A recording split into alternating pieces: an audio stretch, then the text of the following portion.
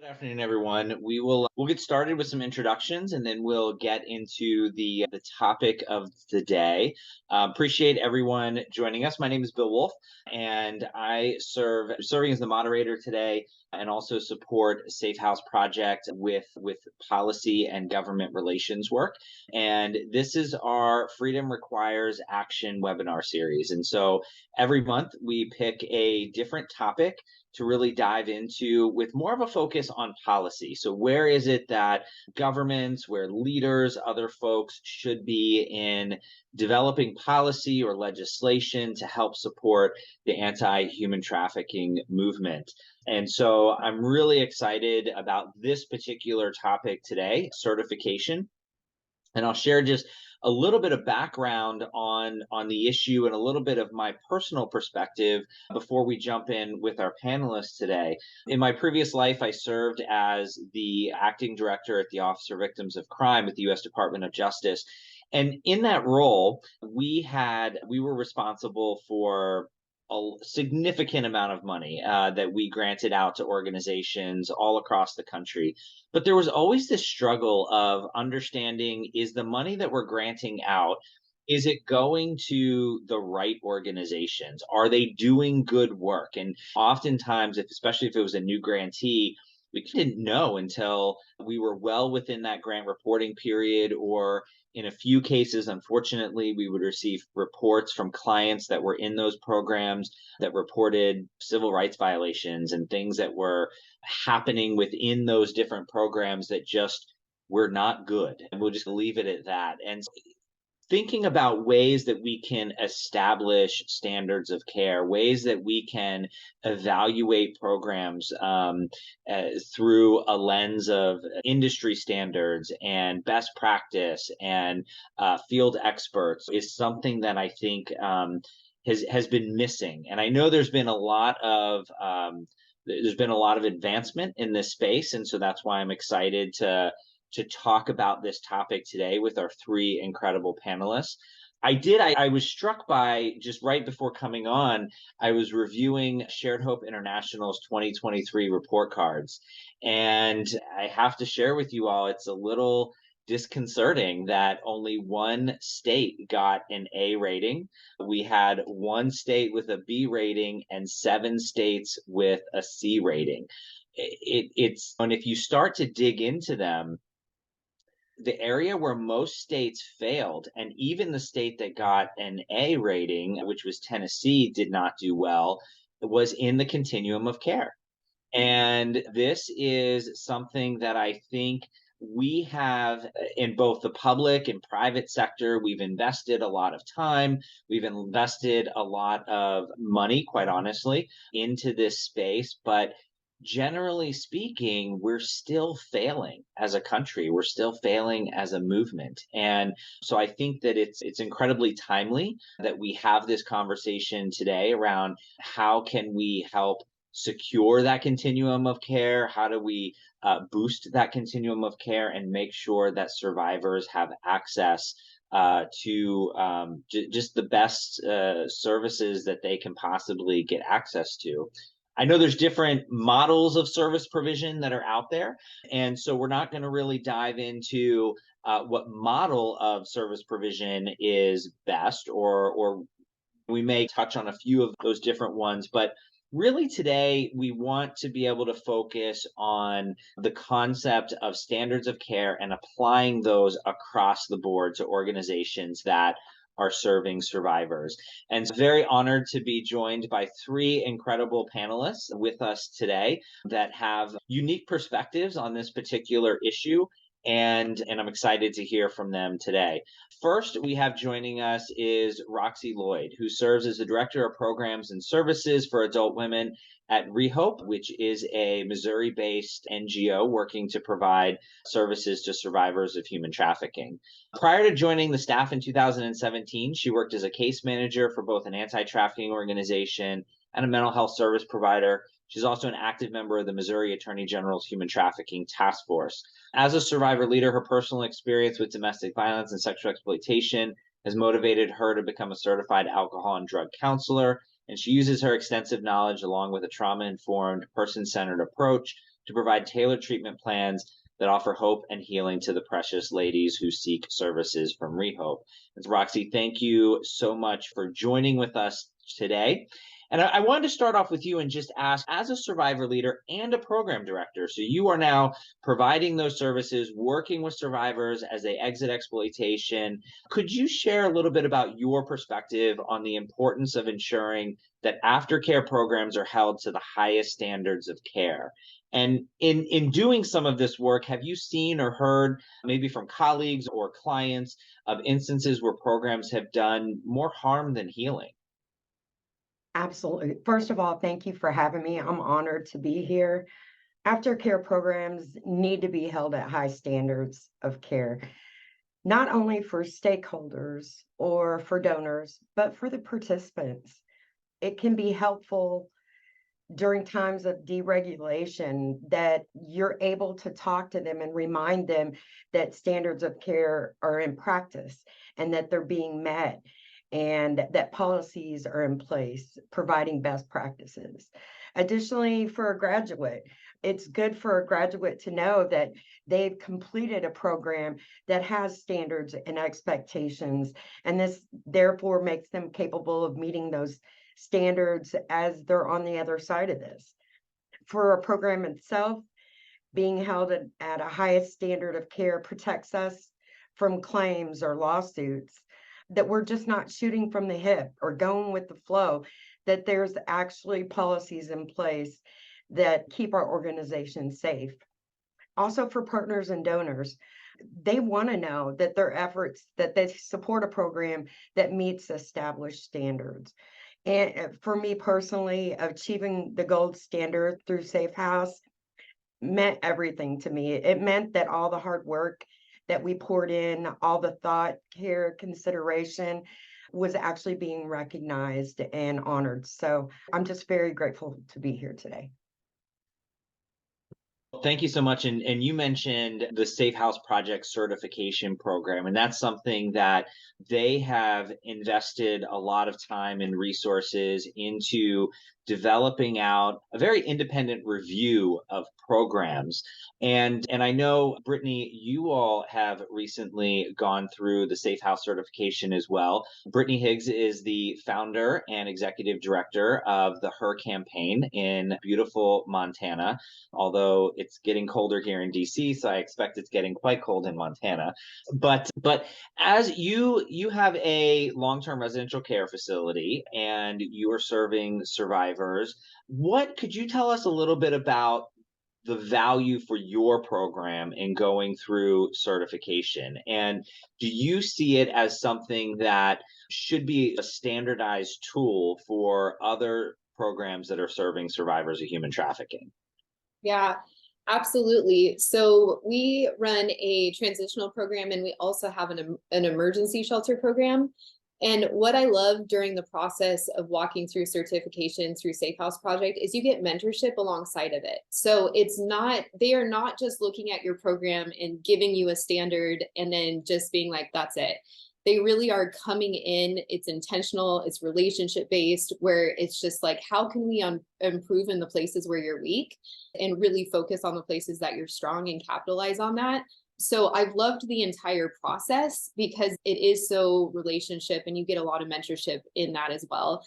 There's so much in this movement that is done well too. And when they have professionals from across the nation that have really created these standards of care, and there's a lot of voices coming to the table saying, okay, here's what's done really well. Let's not reinvent the wheel. Places where we just don't know if we're doing things well, if we're not doing things well, it brings perspective and accountability. And that's something that I think all of us in the industry desire, is that we have that so that we are providing the best excellent standard of care for the survivors that we're serving. Here in Montana, we are few and far between when it comes to programs that are specialized for human trafficking survivors. But one thing that we have seen throughout our state is there's a lot of sober living homes.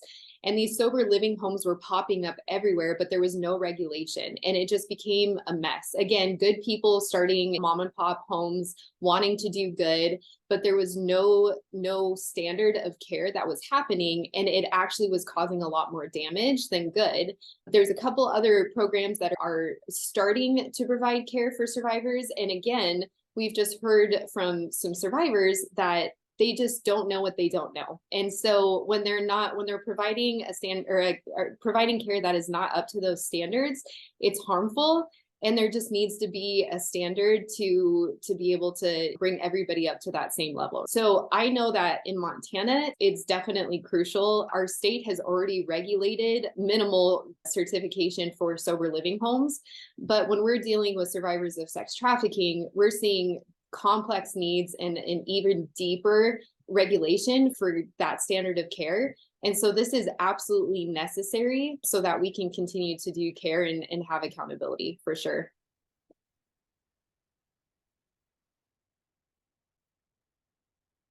So you're absolutely right. We're seeing these standards being applied in other fields, right? But it's something that definitely we should be doing in the human trafficking space. I think relatively speaking, we're still figuring things out, but a lot of lessons learned and a lot of just evaluation that's happening. And somebody that's on the front lines of doing that evaluation and kind of looking at organizations is Christine Long.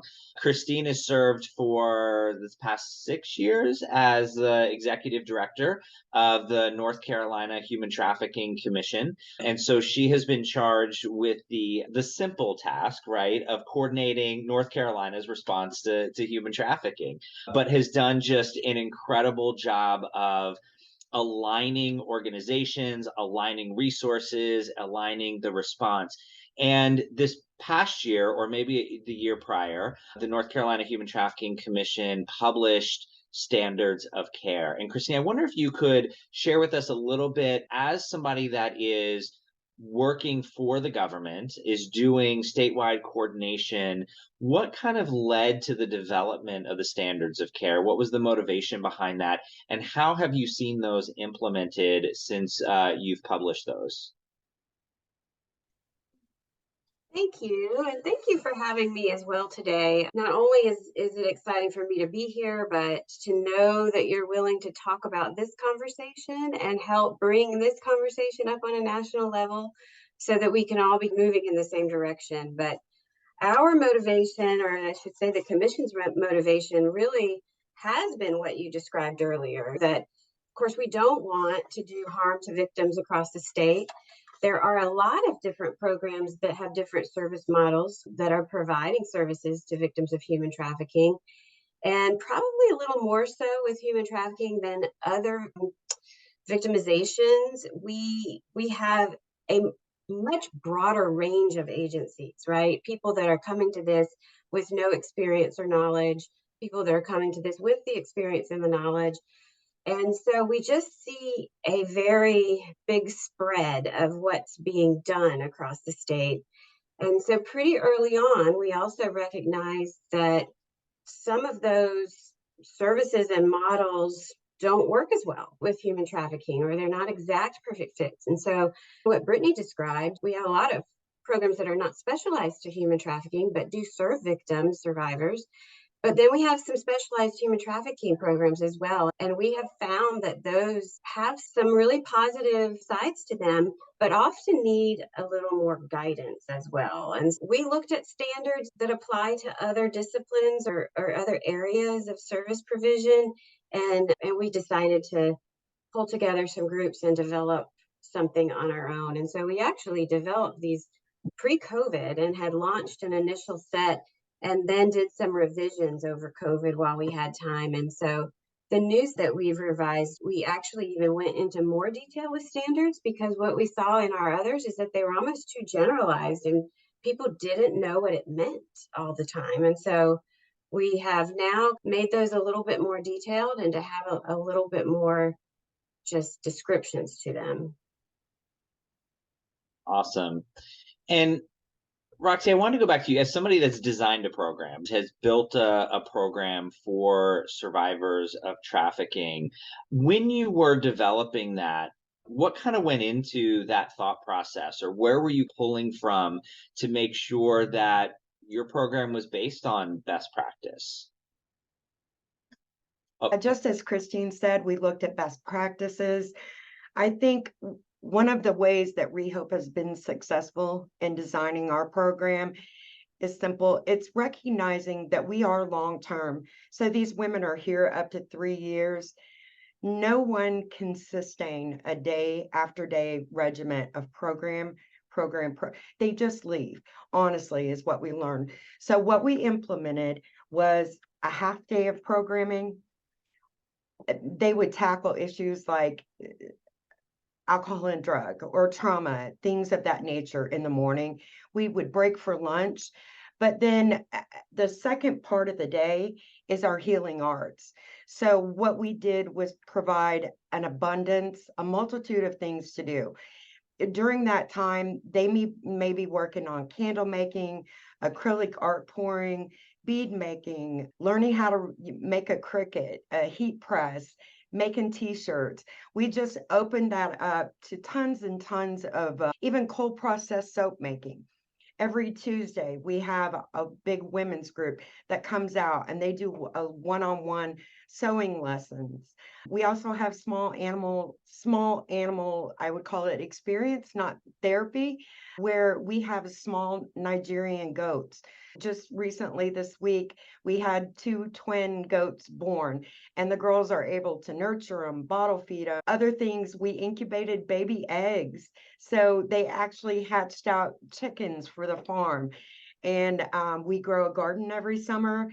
The girls learn to can, make salsa, make spaghetti sauce. So I think what's been the most successful is having those options, not a day-to-day regimen of they can only take so much programming. Any of us would feel the same. So I think having that has been the most successful for us. so if I can be so bold as to summarize, it's flexibility in what it is that you're doing with the clients, how you're working through that healing process is really important.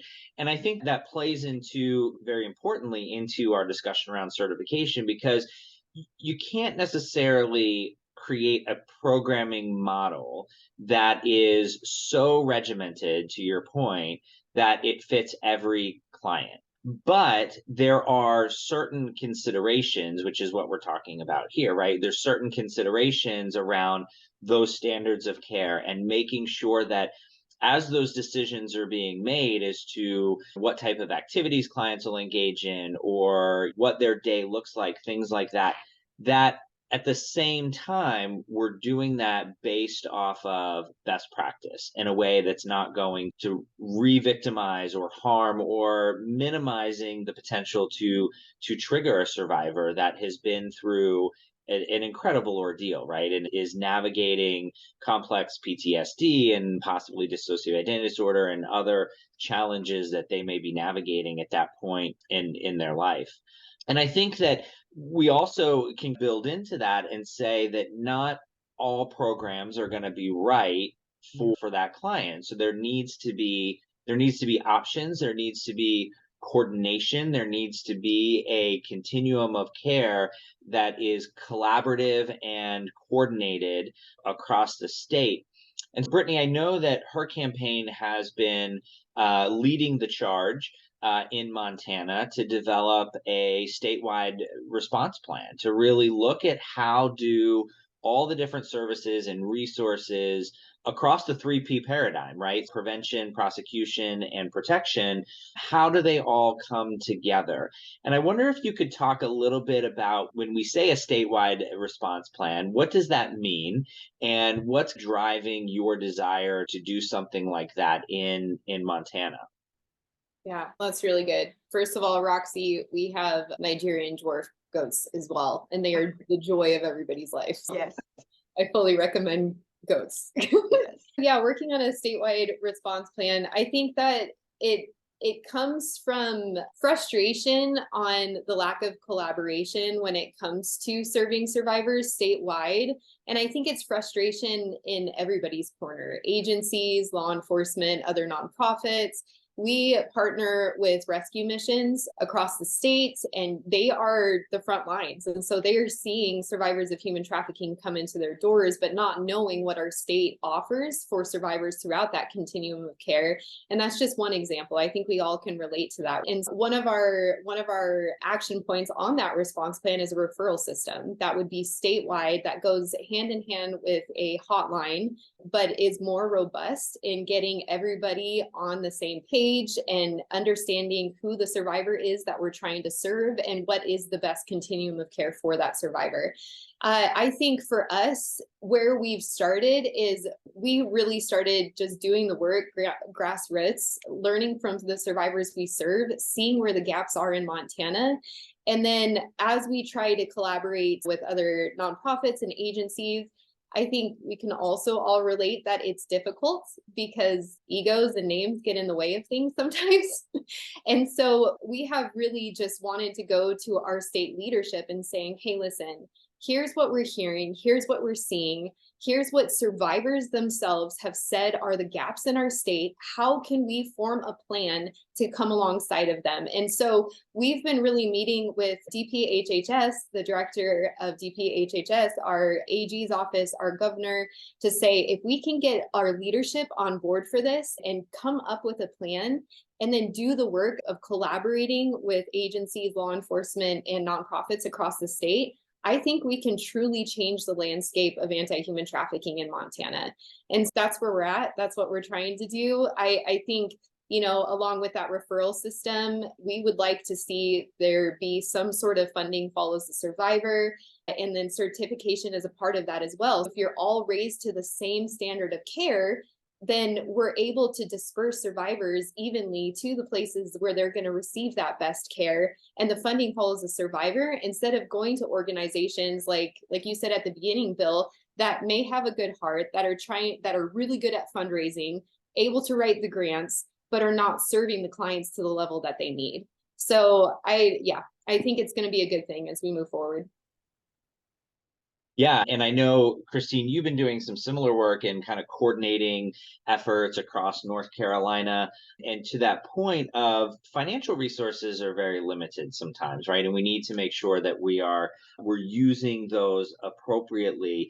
And I know the commission just recently was tasked with developing a grant making program. And I talked a little bit about my experiences with that in the beginning. And so I wonder if, like, from a funder perspective, right? So you're doing it from the perspective of the government, but private foundations work the same.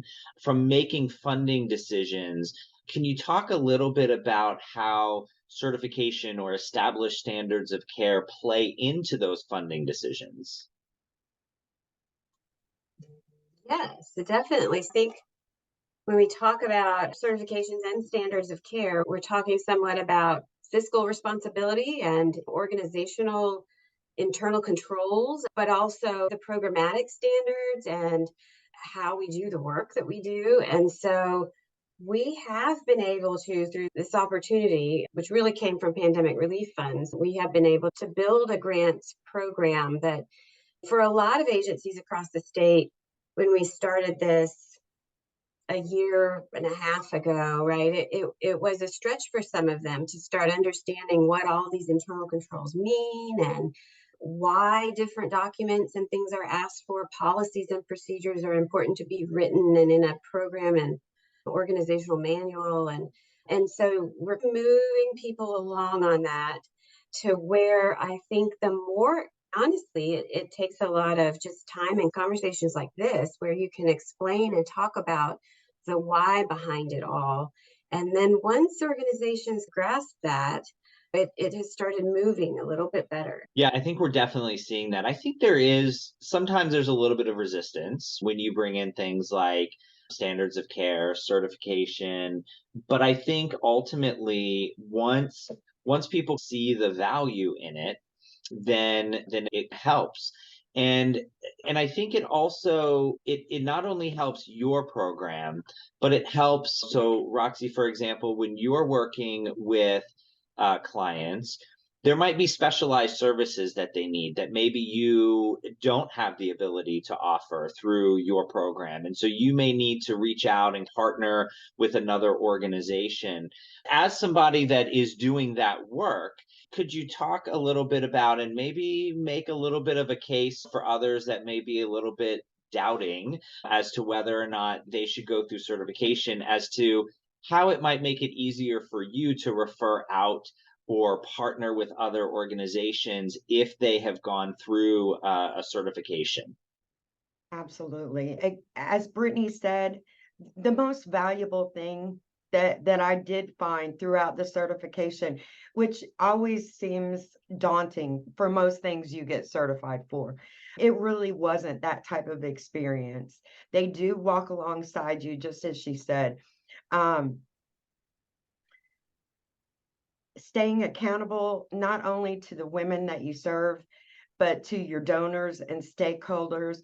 It just shows a level of competency and is really the true pursuit of best practices. Always wanting to measure up.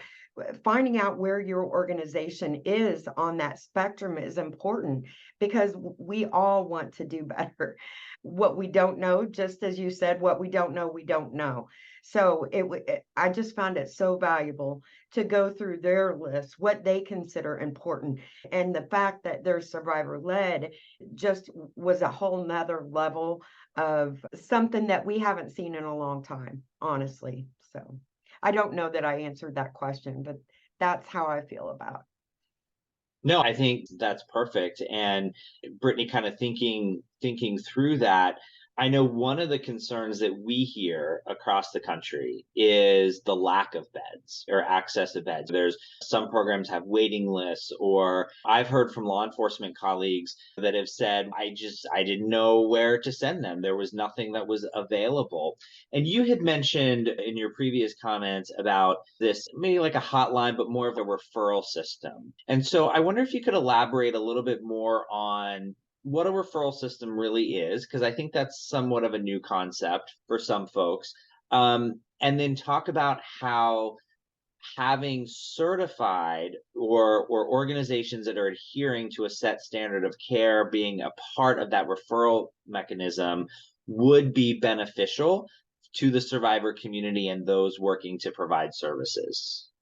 Yeah, so I think with the referral system, we've seen some things pop up like NTSA and their referral system, and they're doing some standards of care as well and trying to certify people. So I think from a nationwide scale, there's definitely movement, and that's fantastic. But what we're seeing is that state and nonprofits across the board, not just anti-human trafficking organizations, need to be in communication with each other when we are trying to do a continuum of care for survivors. So I would see that a referral system would mimic the nationwide referral system, but it includes agencies that are coming in contact with survivors. So like I said, our rescue missions here, homeless shelters, crisis centers, DV shelters, all of them are serving survivors. But like what you said earlier, Christine, is you realize that a lot of these places aren't specialized for the survivors.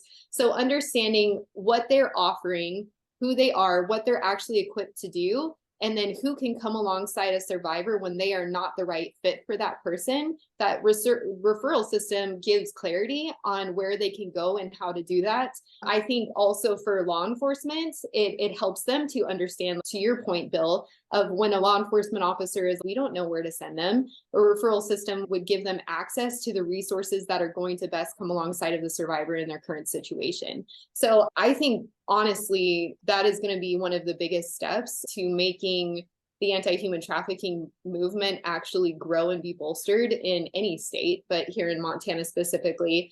I think certification is absolutely crucial for that, not only for anti-human trafficking organizations, but I know Safe House Project is also willing to do certification for rescue missions, DV shelters, and whatnot.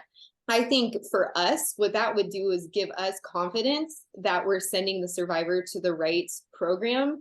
That's always been hard, even in the anti-human trafficking movement across the nation. When we refer out of the state, we always want to go through people who have relationship with that organization and that can say that they are a good organization.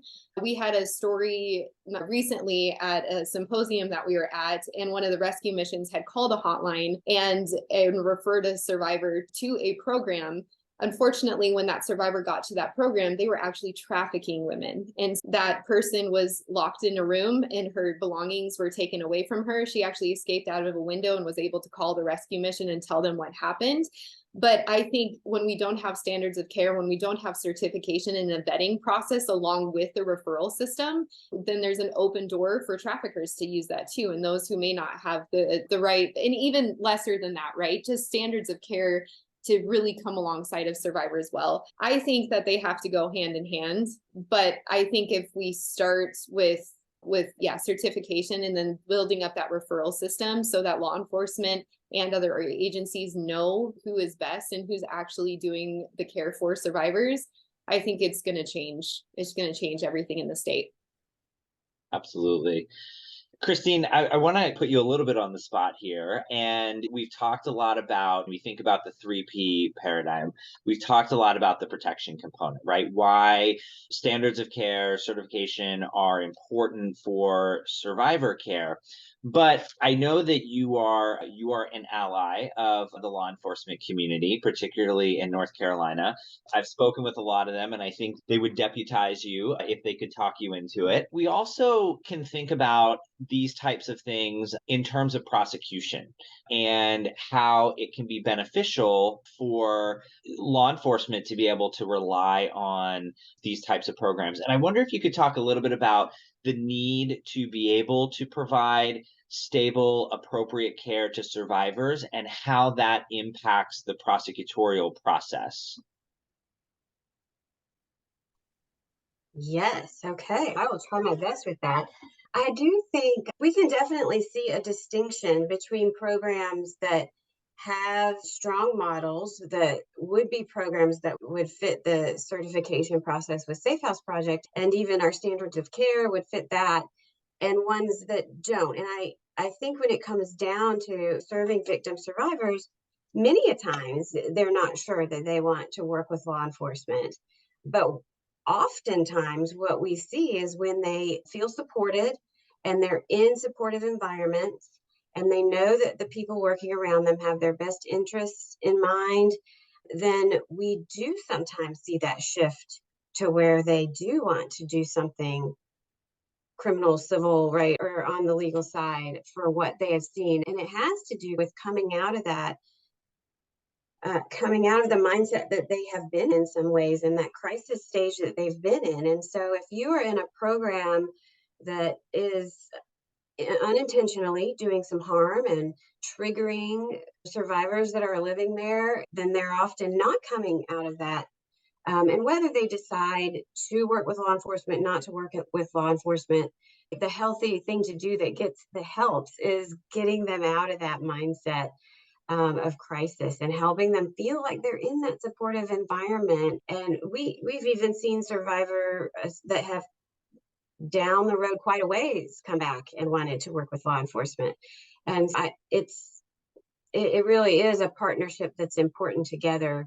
I also know that for the law enforcement side, when they're able to call a service provider, often a lot of our service providers come in contact with law enforcement first, or in our referred to a lot of our programs, their biggest referral source is law enforcement. And so when law enforcement knows that you're going to answer that call on that phone and you're going to come out and you're going to help, that helps establish that relationship there and helps that victim survivor feel supported and like people are out for their best interests on both accounts.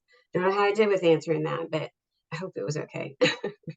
No, that's great. And I think that's key because so often when persons are being exploited in these situations, they're being told by their traffickers not to trust the system. Nobody cares about you. You can only rely on me, the trafficker. And I think that sometimes if they're placed in a program or connected to a provider that is not stable, does not have good practices in place, right? It reinforces a lot of those lies that the trafficker has used to manipulate them and coerce them throughout that process. And so I think it's important because then they can start to rebuild trust for the system. They can start to rebuild trust. And to your point, I love what you said about sometimes it's much later that they come back, but they do come back and say, okay, now I'm in a place where I think I can participate in that criminal justice process and I can work with law enforcement. And they've built a support network, right? Somebody that they can lean on and they can trust, right? Maybe it's a client of Roxy's and they trust Roxy, so they can go to her and say, okay, who should I talk to? And how do I navigate these very challenging situations? And prosecution is sometimes, and I may eat my words here, so bear with me, but sometimes it's a bit of a necessary evil, right? It is terrible to put somebody through the criminal justice process. I was a policeman, a detective for over 15 years. It was my job, and I hated going to trial and sitting on the stand, right? It's the most uncomfortable thing anyone can ever do. But at the same time, there's got to be a mechanism to hold offenders accountable, right? And to get them off the streets and to stop them from re-victimizing. And I think this is where, again, everyone can come together. And I know when I was working cases and when I was running a task force, there was a very serious challenge of trust between law enforcement and service providers. And I think that when you have programs like certification in place, it helps break down that barrier, not just of trust for the survivor with the program, but also trust between the law enforcement officer and the program. And I think it's my opinion that it encourages collaboration and coordination in a respectful way. And so now that I've pontificated, Roxy, I wonder if you could offer your opinion on that. Do you agree, or you're like, Bill, you're full of crap, I don't believe anything that you're saying? No, I agree. A couple different ways. I see it on both sides. If nothing changes, if we don't try to prosecute these traffickers, these exploiters will remain out there and victimize again and again. However, services can't hinge on the fact of whether you will prosecute or you won't. I believe, and I don't believe they do. I do believe some things weigh out that way, but services across the board, whether or not you agree to prosecute, is so important. I've been in that situation. I've been fearful for my life. And honestly, survivors aren't scared for themselves. It's always their family, because those are threats that traffickers use, and that will control them more than anything. They've been through everything. They've been through those dark streets, those terrible times. It's not that they're afraid of. It's afraid of what can happen to their families. Yeah, and I think that's so important. I remember back in the day doing a lot of training, particularly people that didn't understand human trafficking or understand the victimization. And I remember explaining to people, I said, there's one common trait. Survivors of human trafficking come from all races, ethnicities, backgrounds, socioeconomic groups, the whole thing. But there was always one common trait that I found in every survivor that I worked with, and that was they were compassionate and empathetic. And I think that unfortunately traffickers know that as well. And that might be one thing that they do target is compassionate individuals, because they know, to your point, Roxy, like they're not looking out for themselves, but all that trafficker has to do is threaten family, friends, a child, and that is a very strong control mechanism. So I appreciate you sharing that with us. We are running out of time, but I wanted to just give an opportunity for everyone just to give some closing remarks, and just thinking about, as folks go out and they're working in their communities, in their states. Brittany, I'd love for you just to revisit one more time, like why it's important for NGO leaders in other states to maybe spearhead or champion initiatives like you're doing with creating a statewide action plan. Yeah. I think just because of how our nation is set up, things have to start on the state level. But I feel like as we do that, as we are creating referral systems, as we are creating statewide plans, we can then partner with other states and have similar models, and they can work together. The goal is that it starts at the state level, but then we are able to then go national and work together. And so I think it's incredibly crucial for us to work on that. I think there's some models out there, like the equality model is something that other states have adapted, and I think that's incredible. I think that's a really good start. But here in Montana, we're also seeing there's some other gaps and necessary things that we need to bring to the table. And I think it just starts with one state, and then we partner and we collaborate with other states to make it happen there. And again, it's just going to create a better collaboration on a nationwide scale. So yeah. And Christine, could you just share from your perspective? I know sometimes NGOs, nonprofits, they say, well, you know what, like my role is to provide services, but you do a lot of work. I know you're on the executive branch, but you do a lot of work in coordination with your legislators in North Carolina. And do you find that they're receptive to NGOs? Are they receptive to these ideas? Should organizations be talking to their legislators and joining efforts to champion policy and legislative change in their states? Yes, and we do feel very supported by our legislatures. And for a number of years now, we have pretty much had bipartisan support for whatever we have brought. And I think that we are fortunate in North Carolina that we have an established commission we were actually established by the General Assembly and then charged with policy and legislation and helping to build response across the state. And so that has helped too, because as they have gotten to know us, a lot of nonprofits do reach out to them. They don't know what they don't know either. And so as we've been able to talk about what we're seeing out there, where things are at, and they're able to connect everybody they talk to us, that's helping keep us all connected in the same circle as well. And since there's not all these little circles across the state going, and it has been really beneficial. I think it has taken us a few years to get to this point now where it does feel like it's all coming together in one big circle, but it does feel like that. And thanks to your help as well, actually. Slowly, we're getting there. We're getting there. Okay. I just wanted to thank all three of you for joining us this afternoon, for sharing your insights. You all are professionals and experts, and I know you're also very busy. And so we really appreciate your time.